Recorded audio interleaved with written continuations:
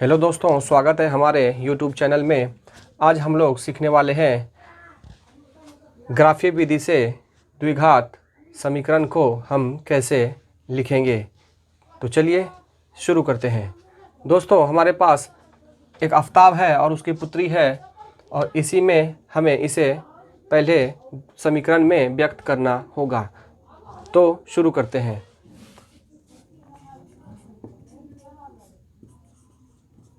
सबसे पहले मानेंगे आफ़ताब की वर्तमान आयु।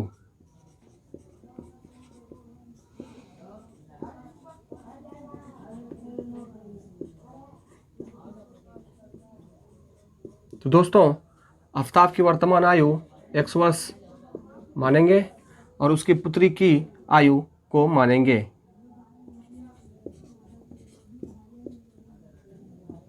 तो उसकी पुत्री की आयु हम y लिया है। तो दोस्तों, अब हम प्रश्न की ओर चलेंगे। प्रश्न कहता है दोस्तों, आफ़ताब अपनी पुत्री से 7 वर्ष पहले यानी कि हमें अगर हमारा 10 है तो 7 वर्ष पहले हमारा 3 होगा, तो हम 7 को माइनस करना होगा। तो उसी प्रकार से आफ़ताब की आयु में 7 वर्ष पहले जाएंगे।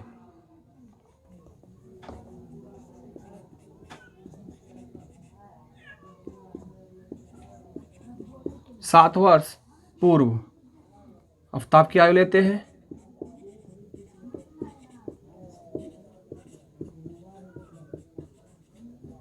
तो दोस्तों, इसका आयु x है, 7 वर्ष पहले जाने वाले हैं तो -7 कर देते हैं। उसी प्रकार से उसकी पुत्री की आयु भी 7 वर्ष पहले करने वाले हैं।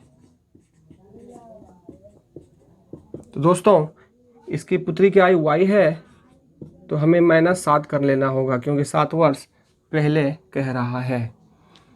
तो दोस्तों, दोनों की आयु जो है x - 7 है और y - 7 है।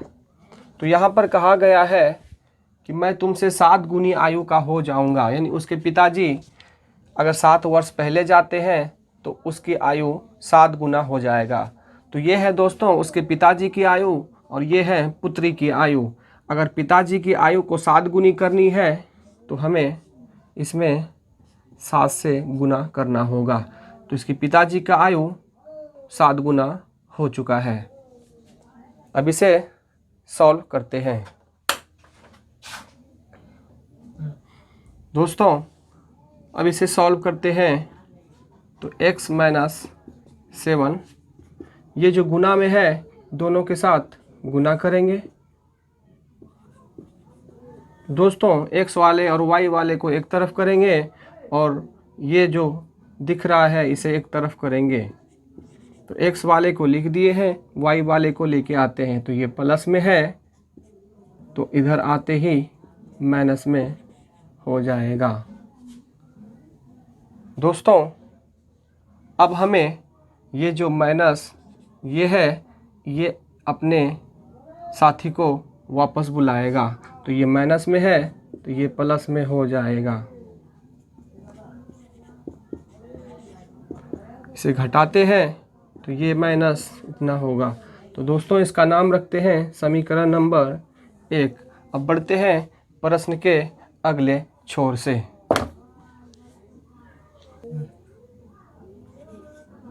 अब लिखेंगे पुनः प्रश्न से। तो दोबारा जो है प्रश्न कहता है 3 वर्ष बाद, तो हम लिखेंगे 3 वर्ष बाद। तो 3 वर्ष बाद जो है अगर हमारा 10 है तो 3 वर्ष बाद हमारा 13 हो जाएगा, यानी हम जोड़ेंगे। तो पहले आफ़ताब की आयु लेते हैं।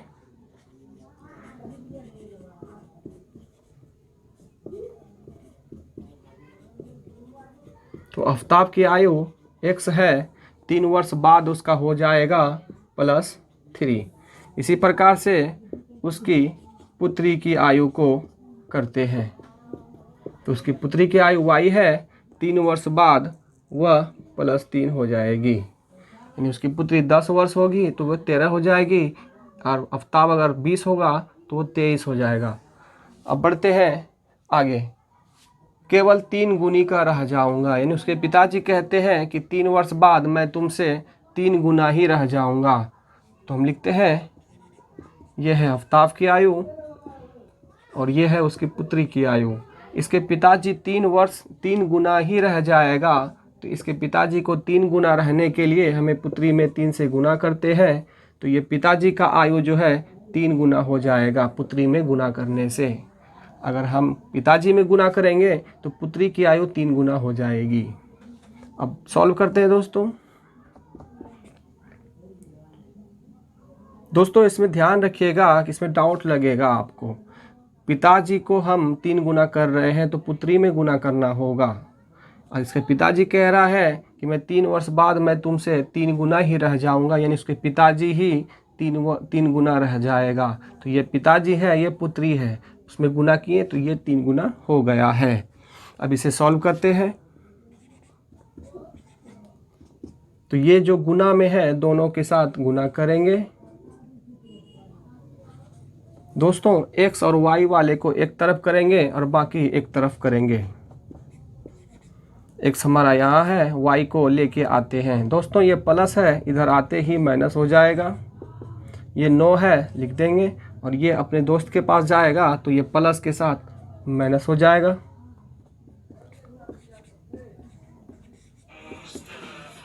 तो दोस्तों इसे घटाने पर 6 होता है, इसका हम समीकरण नंबर 2 लिख देते हैं।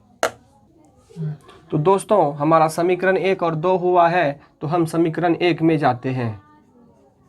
समीकरण 1 में तो दोस्तों हमारा समीकरण 1 है इतना। अब इसमें हमें अगर ग्राफ विधि में बदलनी है तो हमें या तो x का मान रखनी होगी या तो y का मान निकालनी होगी। तो दोस्तों इसमें सैंपल साधारण बनाने के लिए हमें y का मान ही निकालना पड़ता है। तो चलिए निकालते हैं। तो दोस्तों हमारा y जो है माइनस में है, तो प्लस इसको बनाने के लिए उधर भेजेंगे, तो ये माइनस है, उधर जाते ही प्लस हो जाएगा। दोस्तों हमें एक y का मान चाहिए, तो इसको हमें इधर भेजना होगा, तो ये माइनस है तो प्लस हो गया। अब y को अकेला रखनी है तो 7 को भी हमें हटाना होगा, तो हटाते हैं। तो दोस्तों कोई अगर गुना में हो तो इधर आते ही भाग में बन जाता है, यानी बट्टे में होता है। तो y का मान हमने निकाल लिया है।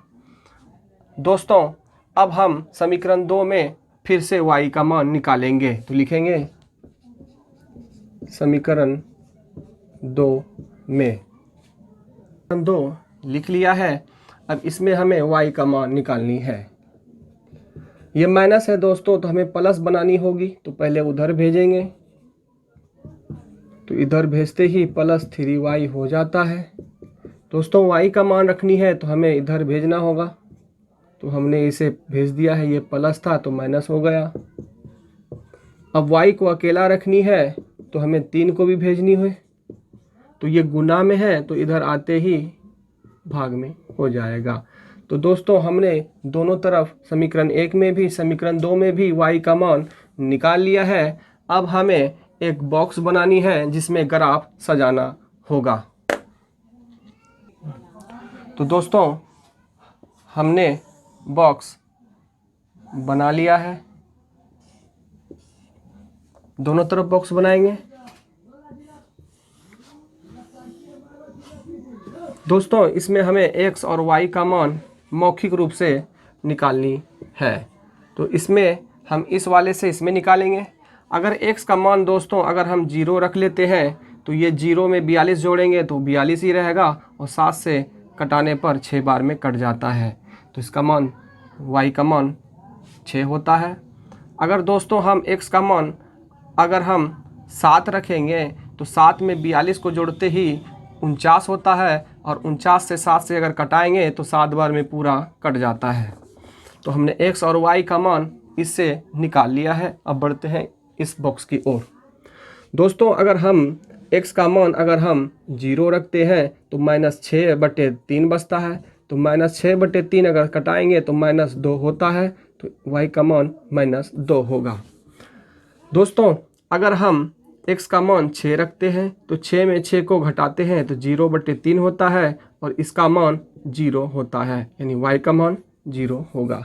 तो दोस्तों हमने बॉक्स में मान निकाल लिया है। अब हम ग्राफ की ओर चलेंगे। तो दोस्तों अब हमें इसे ग्राफ में सजानी है, तो हम लोग मौखिक में सजाते हैं। दोस्तों हमारे पास ग्राफ में इस तरह का लकीर होता है। हम इसे x और x बोलते हैं। दाईं तरफ जो होता है वो प्लस वाला होता है और बाईं तरफ माइनस वाला होता है, तो इसे हम डैश करेंगे।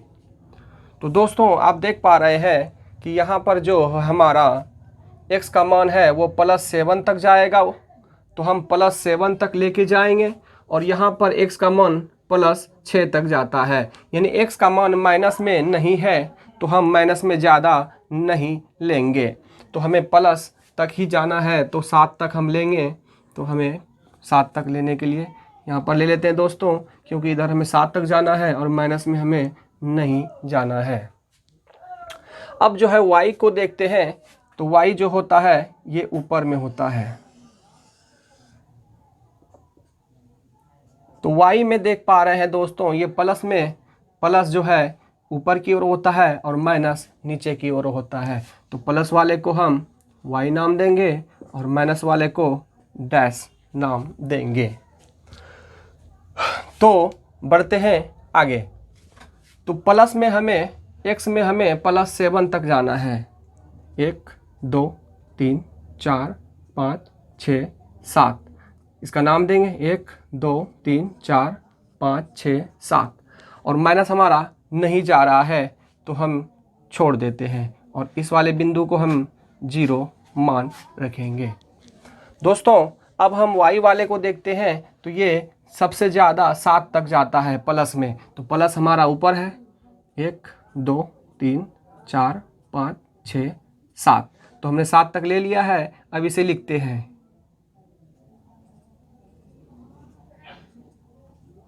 तो लिख लिया है।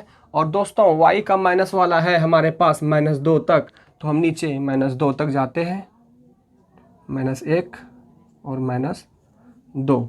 तो हमने पूरा कर लिया है। तो ग्राफ इसी तरह बनाएंगे दोस्तों। अब हमें इसका मान रखनी है। तो सबसे पहले हम इस घर को लेते हैं, ये वाला घर, ये जो घर दिख रहा है आपको दोस्तों, इस वाले घर को लेते हैं। तो यहाँ देख पा रहे हैं कि x का मान 0 जाना है, 0 ये है दोस्तों, x का ये पूरा लाइन है और इसका 0 ये है, और y का 6 तक जाना है। तो x का यहाँ पर है और 6 तक हमें y की तरफ जाना है। तो यहाँ पर दिख रहा है दोस्तों, तो हम इसे घेर देंगे और यहाँ पर हमें लिखना है 0,6। अब उसी प्रकार से इस वाले घर के पास जाते हैं। तो x का मान भी 7 है, y का मान भी 7 है। तो हमें x वाला लाइन में 7 के पास जाना है और y ऊपर 7 जाना है, यानी प्लस में जाना है। तो 1 2 3 यहाँ 7 है, तो हम ऊपर जाते हैं। तो उम्मीद है दोस्तों इसका यहाँ पर आ रहा है। एक अंदाज़ा लेते हैं, ग्राफ में आपको सॉलिड दिखेगा। तो इसे हम बिंदा डाल के घेर देते हैं और इसका नाम हम देंगे 7,7। तो हमने दोनों बिंदु को खोज लिया है। अब हमें एक स्केल की मदद से इस पे रख के इस बिंदु वाले को और इस बिंदु वाले को हमें मिला देना है। तो उम्मीद है दोस्तों आप लोग स्केल से अच्छी तरह से मिलाएंगे, हमने अंदाज़ा लगाया है। अब बढ़ते हैं उस वाले घर के पास में। उसी प्रकार से x का मान 0 है और y -2 है। तो x यहाँ पर 0 आया है और -2 y में जाना है। तो यहाँ पर है दोस्तों, हमने इसे घेर लिया है, इसका नाम रखेंगे 0 और -2। अब बढ़ते हैं इस वाले घर के पास। यहाँ पर 6 है x का मान, y 0 है। तो x 6 में जाना है, ये वाला x है तो 6 में जाना है। यहाँ पे आ गए और y हमें 0 ही जाना है। 0 का मतलब हमें कहीं नहीं जाना है, तो हम वहीं पर रुक जाएंगे और इसका नाम दे देंगे 6 और 0। और ये वाला बिंदु और इस बिंदु को हम स्केल की मदद से आपस में मिला देंगे। तो दोस्तों हमने मिला दिया है। उम्मीद है आप लोग स्केल से सीधा मिलाएंगे। हमने आपको बस समझाने के लिए ऐसा बताया है। अब दोस्तों ये वाला जो समीकरण था, इस वाले समीकरण को अगर ये बॉक्स बनाए थे, उस समीकरण का नाम यहाँ पर लिखना होगा। तो x - 7y बराबर, उम्मीद है दोस्तों ये समीकरण 1 को लिख लिया है। और ये वाले डिब्बा जो है समीकरण 2 से बना था, तो इसका भी समीकरण का नाम लिखेंगे x - 3y = 6। तो दोस्तों ये कंप्लीट ही पूरा हो चुका है। दोस्तों उम्मीद है आप लोगों को समझ में आया होगा, और कहीं डाउट लगे तो कमेंट ज़रूर करें। हमारी वीडियो को लाइक करें। वीडियो को लाइक करने के बाद हमारे चैनल को सब्सक्राइब ज़रूर करें। अब मिलते हैं अगले वीडियो में, तब तक के लिए जय हिंद।